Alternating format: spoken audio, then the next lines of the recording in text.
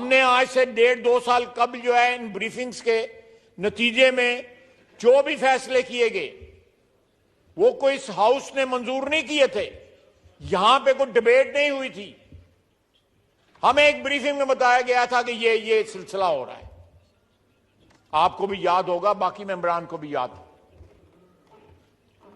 कौन देगा उस खून का हिसाब जो कल जो है पेशावर में बहाया गया? कौन उन सिपाहियों के लवाकीन को बताएगा कि उनके प्यारे जो है किस तरह शहीद हुए, या कौन आके उनको जो है उनकी जान ले गया?